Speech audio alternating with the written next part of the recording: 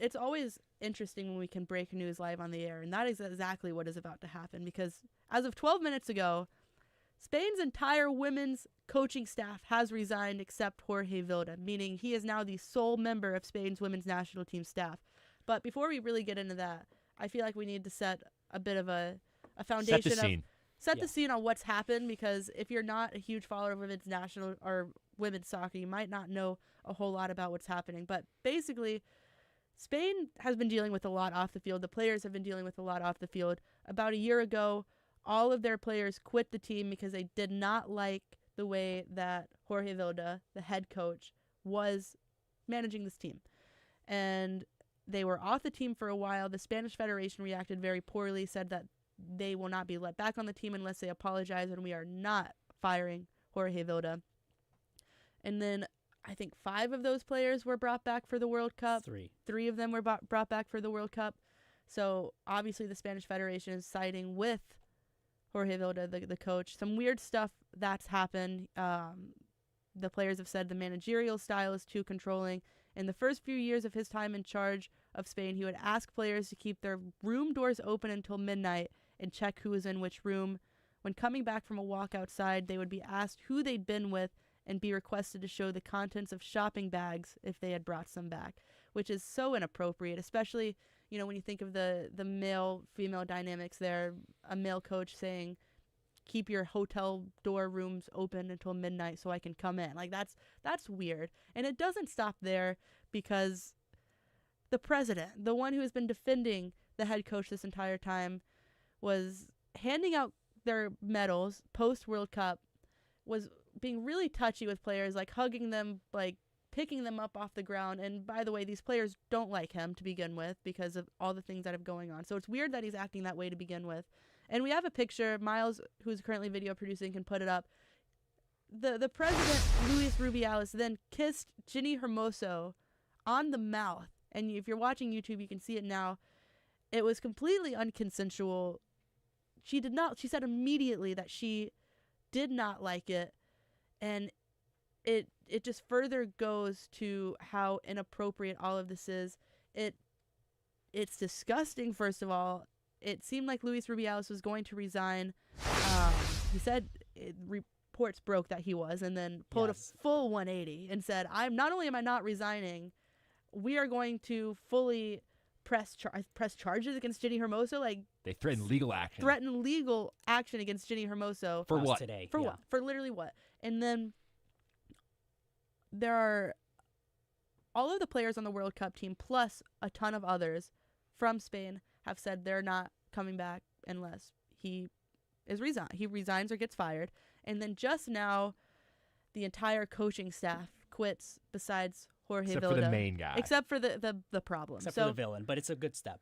So guys, I feel like we have to react to this news first. Where do you even go from here? They've already replaced the entire team before when the whole team quit. Do they replace the entire team and the national teams? What do they do? No one wants to play. 81 players signed that. That means the 23 from the World Cup, and I'd assume some of those 81s are the under 20 players. So the next one's up, I'm pretty sure, signed as well. So they have no one, and they're trying to say you're obligated to play. You're if not. You get called up. You're not. You're not. Like, what are you going to do? Even if you somehow force them on the field, as soon as the ref blows the whistle, they could sit down and just take a 10-0 loss or whatever. Like, you can't force them, and they won't be forced. It's ridiculous. And the other thing, though, is, you have a contract to play, club level, sure, but, it's impossible to make a contract on the national team level because you never know when you're going to be called up. So I don't understand, where you have to accept invitation to play on a national team because you are called up. It's different than club level where you're a part of a team and you have a contract, a yearly contract. What's been stunning for me is, so first of all, any sort of legal action that you're threatening, you can't force anybody to play for the national team. Players deny call-ups all the time. Yeah. For family reasons, things like you don't have to play for the national team. What's been most stunning about this whole thing for me is the frequent doubling down and then doubling down on the doubling down and then doubling down on that doubling down. It's like quadrupling and just down. digging your feet in the sand. It's insane. If you watch the video, Luis Rubiales, the president, kisses Jenni Hermoso on the mouth. Not consensual. She says it's not consensual. And now grabs her face. Like, and there's calls for him to resign. He's like, and it's rumored that he's going to resign. Then there's like a Wolf of Wall Street-esque press conference where he's like, I'm not leaving. And the room full of, important men in Spanish soccer give him a round of applause. But as Andy mentioned, it kind of fades as he says more and more strange things. As soon as he kept, the more nonsense he started talking, the less loud the claps got. Everyone's like, wait, why are we clapping? My favorite quote was that he's a victim of a witch hunt by false feminists. Oh, no, my favorite one was, first off, he said false feminists. Yes. He said real feminists are his daughters there, which he kept pointing out that his daughters were there, humanizing him. But no, the best quote from me was when he said, they're not trying to achieve justice here. This is an execution of a social assassination on me. They're trying to kill me. What the heck is that? It's the most, it's so insane to even wrap your head around. And this is the first time, with one of these issues where it seems like, besides the people who are, awful, awful people and are crazy, everyone's, pretty much unanimous that, this guy's the worst. Yeah. And, this has been going, the problem is it overshadows the achievement of this Spain women. They were played so well in this tournament. They won the World Cup, their first in history, and it gets overshadowed by you kissing someone on the lips without their consent. So this wasn't about you. It was about the players, and now it's about you. It was first overshadowed throughout the entire tournament by the issues with the head coach. That seemed to be as Spain got further and further into the tournament, it's okay, you're in this weird moral, limbo of, do you root for this team because you want the players to have more of a foot to stand on when talking about, we won't play, we just won you a World Cup, we will not play for this guy? Or do you want them to not win so Jorge Vilda is not praised for just winning a World Cup? It was really tough because under any other circumstance, it's you see a team that's as fun to watch as Spain, and you're of course I would want them to do well if they're fun to watch and, the U.S. Women's National Team is out. But all of this stuff has just made it so unfair to the players themselves, not only for the way people are perceiving their team, but also because of the things that they're having to deal with. They won a World Cup with all of this happening. Mm-hmm.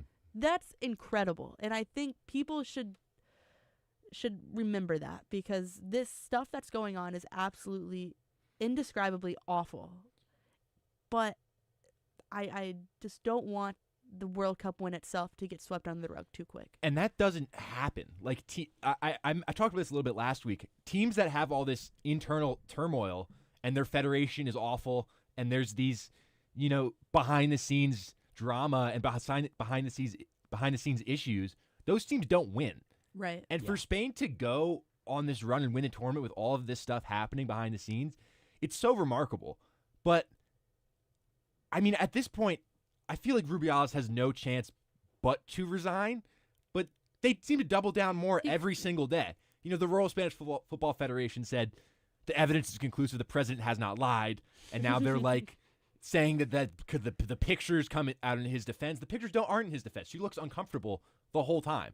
And these threats of legal action towards Hermoso, what? What's the what are you going to sue her for?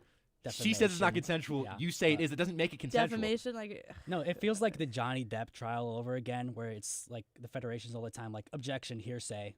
She says it's not consensual. We say it's the truth. And he kept harking on that word, truth.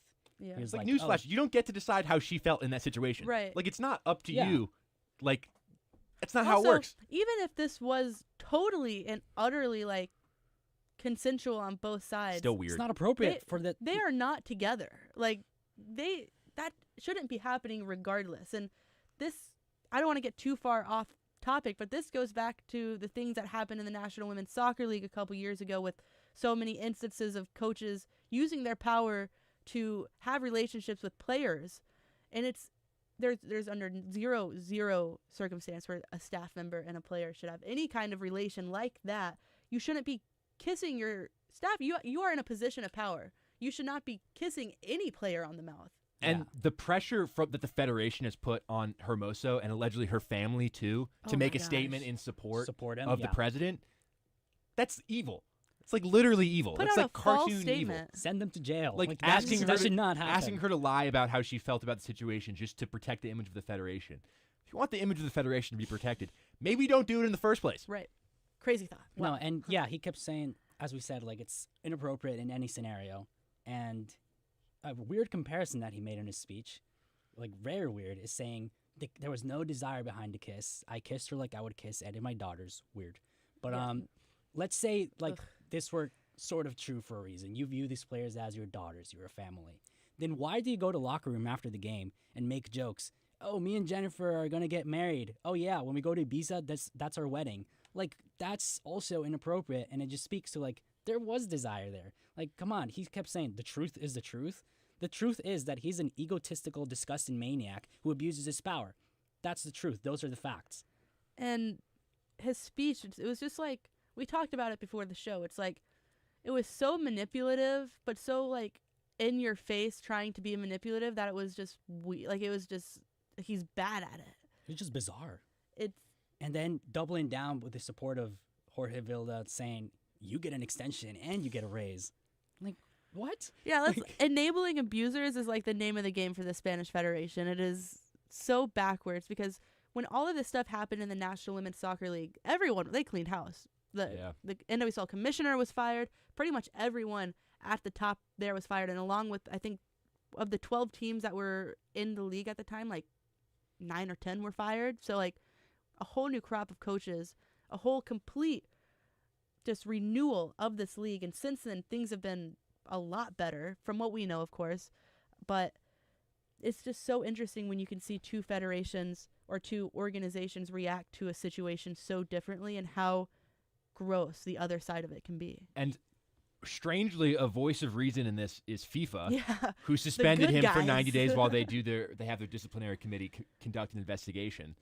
So if FIFA are the good guys, how evil must you be?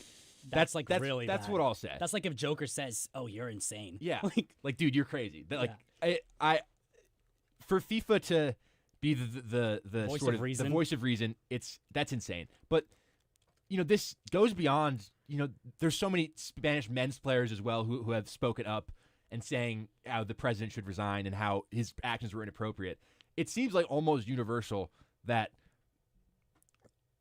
Rubiales is in the wrong.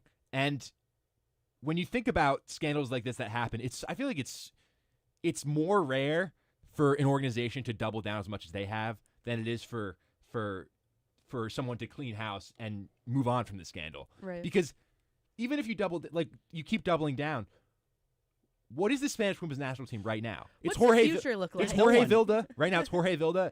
And literally no not a single player. And as of 15 minutes ago, not a single coach either. So you can double down, but why is it worth it? You've got the Olympics next summer. He's making it so much worse. Like, at what cost are you, like...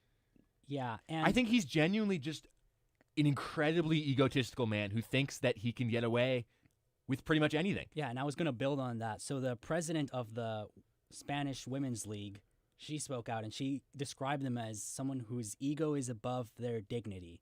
Mm-hmm. And that's so true.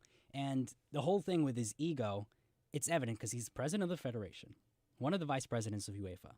And as being president of the Spanish Federation, he's one of the leaders in the bid for Spain, Portugal, and Morocco to host the 2030 World Cup. So he holds so much power.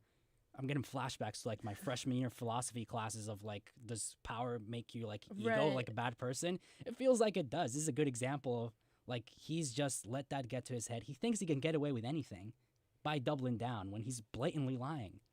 And I don't want us to be too friendly to FIFA because I'm going to change the subject a little bit. We can't be...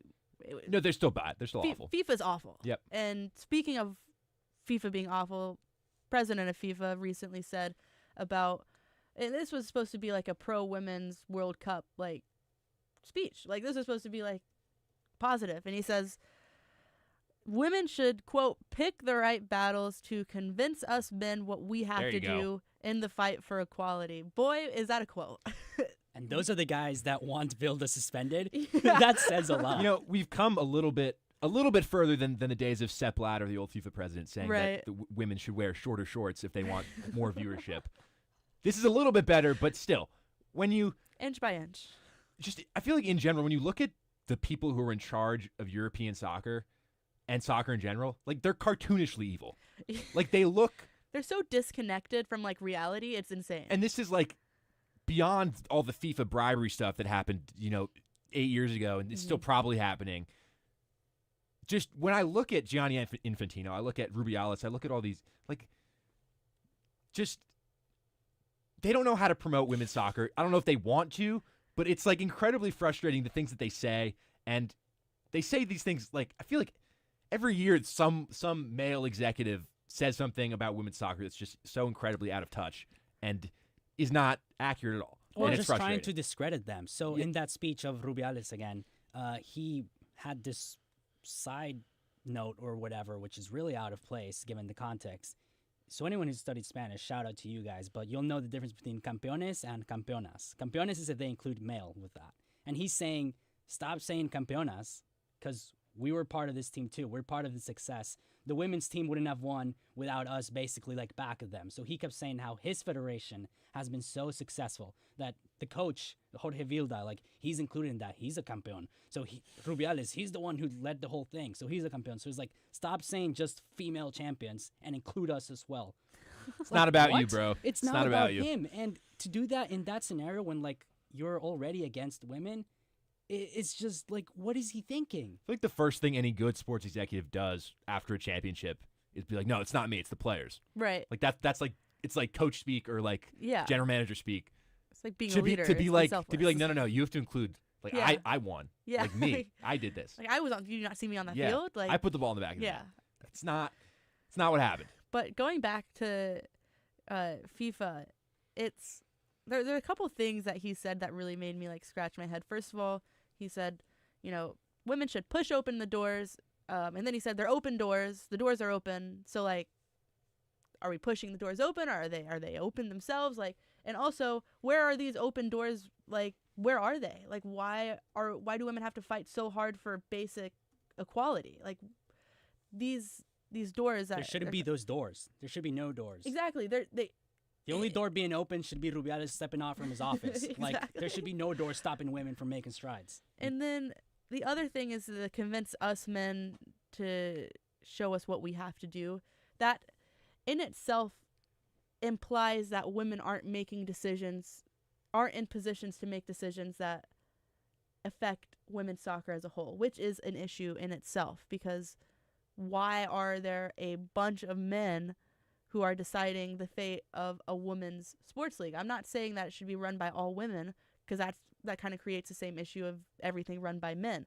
But there should be a healthy balance there, or at least a woman in the room. Like, just a female perspective on a sport that is driven by women. Yeah, you can't say we're doing this because this is what you want when there's no one to tell you there, like, this is what we want. Yeah. You can't just assume that what you're doing is the best outcome when there's no one there, like, being a voice of reason. And when things like this happen, you have situations like this where it's just people building on their own stupidity and ignorance and egotistical actions because they're not grounded in what this sport actually is. Yep. I feel like more so in any other sport, just the upper management of European soccer and soccer in general has always been so chaotic and so dysfunctional. And whether it's the bribery or now not supporting women's soccer, even last year, like at the Men's World Cup, Infantino had that wild like statement where he said he's like, today I feel Qatari, today I feel disabled, today I feel like a woman. And then he's like, I'm not any of those things, but because I was Italian and had red hair and freckles, I feel like I know what discrimination is.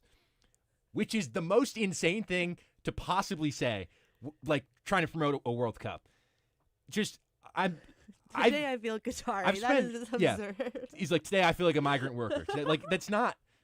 It is the most outrageous speech ever. And for so long, the executives in European soccer have really hurt the sport. I mean, there's the whole Super League thing a few years ago, trying to and that was rallied against and shut down. But in terms of the women's game, I think you're spot on, Julia. You need the best people to build women's soccer are women, and there's definitely roles for men as coaches and things like that. But in terms of structuring this sport and structuring your federation, why would you not want a woman to be in charge when that's where the growth is, that's where the future is? They know.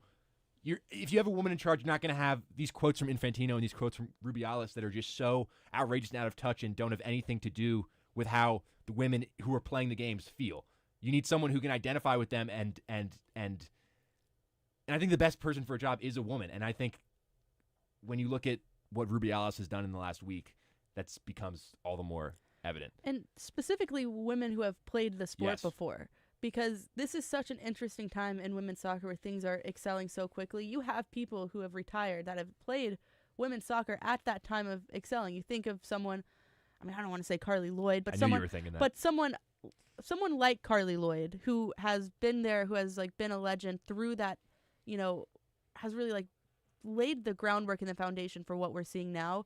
That kind of perspective is so valuable when you're trying to think about the even further future of women's soccer, and to have just like random billionaire men like be, you know, in the lead roles of these who are so out of touch when you have such good options for genuine growth that it starts to feel like they see the growth of women's soccer as like a threat, when it really is, it only benefits the FIFA Federation and the company as a whole. Or if they don't see it as a threat, they just see the money, they forget that these are actual people. Right. And so, yeah, and you see it in the men's side, like the coaches are ex-players. Why?